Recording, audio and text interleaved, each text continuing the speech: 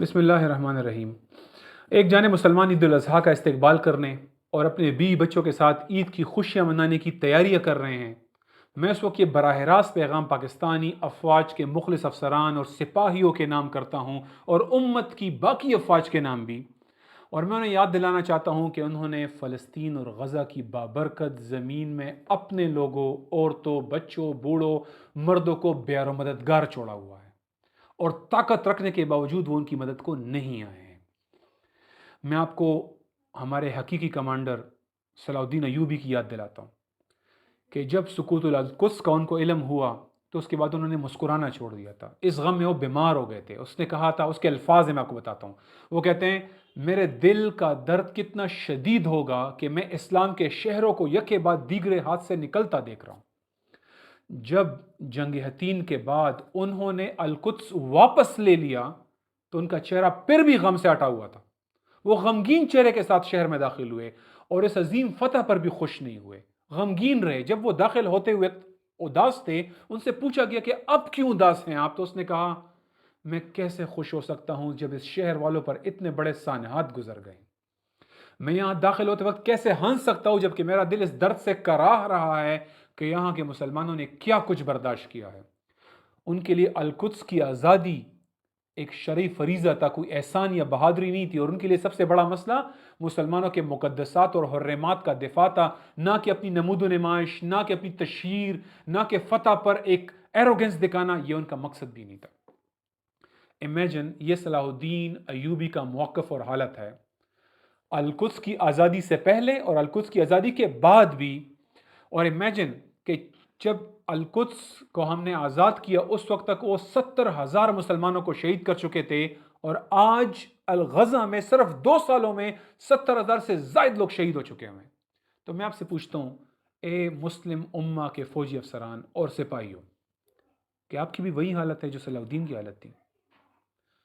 یا آپ اپنے بیوی بچوں سے ملنے کی تیاریاں کر رہے ہیں، ان کے ساتھ عید کی چھٹیاں منانے، انجوائے کرنے کا انتظار کر رہے ہیں، جیسے کہ غزہ کا قتل عام جو ہے وہ ہماری آنکھوں کے سامنے نہیں، آنکھوں سے چھپ کے کسی ذبحخانہ کے اندر ہو رہا ہے جس کا ہمیں پتہ ہی نہیں ہے۔ اگر آپ کی حالت صلاح الدین جیسی ہے تو آپ اپنے پیاروں سے ملاقات کے مزے کیسے لے سکتے ہیں؟ اپنی بیوی کے بستروں پر کیسے آرام کر سکتے ہیں؟ جبکہ آپ نے ابھی تک اس کا اشیر بھی نہیں کیا جو صلاح الدین نے فلسطین کی بابرکت سرزمین کی آزادی کے لیے، قبلہ اول کے لیے، اس تیسرے حرم کی مسجد کے لیے کیا۔ اگر آپ کہتے ہیں کہ ہم اپنا موازنہ ایسے عظیم انسانوں سے کیسے کریں، تو آپ اپنا موازنہ کس سے کرنا چاہتے ہیں؟ ان کے ساتھ جنہوں نے مسلمانوں کے ساتھ خیانت کی، مسلمانوں کے خلاف سازشیں کی، یہود کے ساتھ اتحاد کیا، ان کی حمایت کی۔ پھر آپ میں اور فرعون کی فوج میں کیا فرق ہے؟ حامان کی فوج میں کیا فرق ہے؟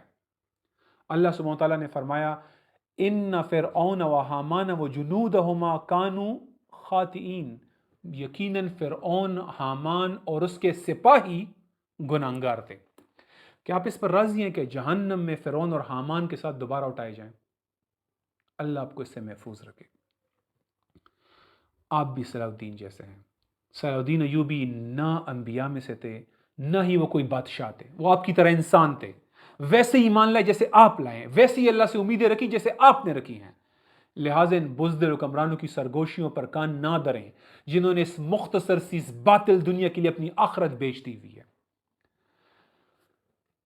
اور صرف یہ حالت صرف کمانڈروں میں نہیں تھی کہ وہ شہداء کا بدلہ لینے کے لیے اس طرح آگے بڑھتے تھے، یہ احساس اور ذمہ داری پوری آبادی کے اندر پھیل جاتا تھا۔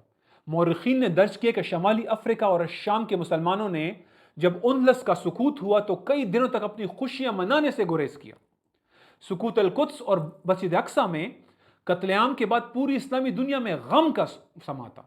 مسلمان نے شادیاں معطل کر دی، تقریبات معطل کر دی، یہاں تک کہ عثمانی خلافت کے سلطانوں نے یورپ کے بعض شہر جب ان کے ہاتھ سے نکل گئے، انہوں نے محل میں جشن منانے پر پابندی لگا دی، سرکاری سوگ کا اعلان کیا۔ روایت ہے کہ سلطان سلیم اول کہا کرتے تھے کہ جب تک اسلام کی سرزمین خطرے میں ہے، نہ کانے میں ذائقہ ہے، نہ نیند میں سکون ہے، اور نہ دل میں کوئی خوشی ہے۔ اس مثالوں سے معلوم ہوتا ہے کہ مسلمانوں کی زمینوں کا نقصان، ان کے مقدسات کی پامالی، ان کے مرد و عورتوں کا قتل کرنا، اس قتل پر غم کرنا ایمان کا حصہ ہے۔ ماضی کے علماء کرام اور حکمران مشکل کے وقت خوشی منانے کو اللہ، رسول اور اہل ایمان سے خیانت سمجھتے تھے۔ تو پھر اس خیانت کے بارے میں کیا کہا جائے اور اس خاموشی کے بارے میں کیا کہا جائے جو سب سے بدترین مخلوق یہود سب سے بہترین امت کے ساتھ کر رہے ہیں، ہمارے مقدسات کے ساتھ کر رہے ہیں۔ رسول اللہ صلی اللہ علیہ وسلم نے بالکل سچ فرمایا ہے۔ آپ نے فرمایا جس کو مسلمانوں کے مسائل و معاملات کی فکر نہ ہو وہ ہم میں سے نہیں ہے، اور جس کا یہ حال ہو کہ وہ دن کا آغاز اور اختتام اللہ اور اس کے رسول، اس کی کتاب، مسلمانوں کے امام اور مسلمانوں کے امور کے بارے میں خیر خواہی اور اس کے بارے میں سوچنا اور اس کے بارے میں اچھی سوچ کے بارے میں نہ کرے، وہ مسلمانوں میں سے نہیں ہے۔ طبرانی میں یہ حدیث ہے۔ آپ نے ڈاکٹر علان نجار کی کہانی ضرور سنی اور دیکھی ہوگی، جس کے 9 بچے اور شوہر ایک بزدلانہ کارروائی میں، مجرمانہ یہودی فضائی حملے میں شہید ہو گئے اور وہ اس غم سے نڈال ہیں۔ تو عید الاضحیٰ کے موقع پر آپ اپنے کانوں سے کیسے لطف اندوز ہوں گے، اپنی بیویوں کے بستروں پر کیسے آرام کریں گے، جبکہ ڈاکٹر علان نجار نے اپنے دل کے ٹکڑے اللہ کی راہ میں قربان کر دیے۔ کیا آپ نہیں جانتے کہ ڈاکٹر علان نجار جیسی مائیں بکھری پڑی ہیں پورے غزہ میں، جو اپنے بچوں کے کونے سے بکھر گئی ہیں؟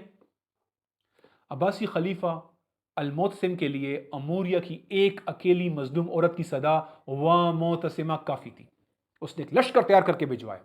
حجاج بن یوسف کے لیے اتنا کافی تھا کہ سندھ سے عورتوں کی پریشانی کی خبر آئی اور وہ جابر بادشاہ راجہ داہر کے ظلم کے خلاف مدد مانگ رہی تھی۔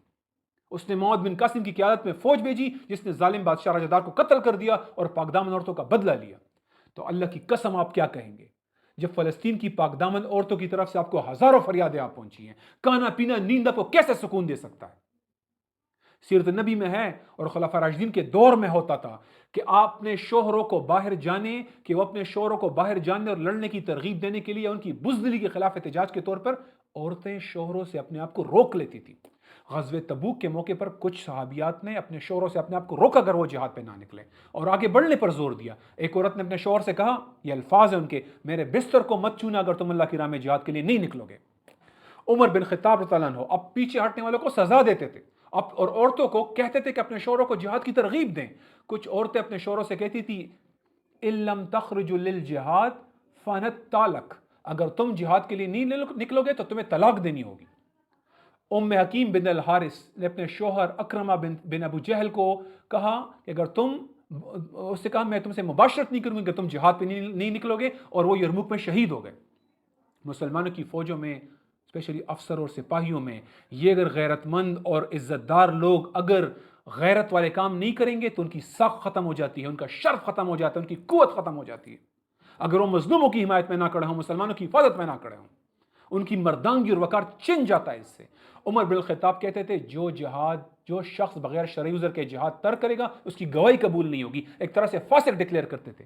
ہم آپ سے نہیں کہتے اپنی کمی کوتاہی پوری کریں کہ بہت دیر ہو گئی ہے، دیر ہو چکی ہے، کمی کوتاہی پوری کرنے کا کوئی گنجائش نہیں ہے، توبہ کریں اللہ سے، آگے بڑھیں۔ انفرو خفافا وثقالا، نکلو اللہ کی راہ میں خواہ ہلکے ہو یا بوجھل۔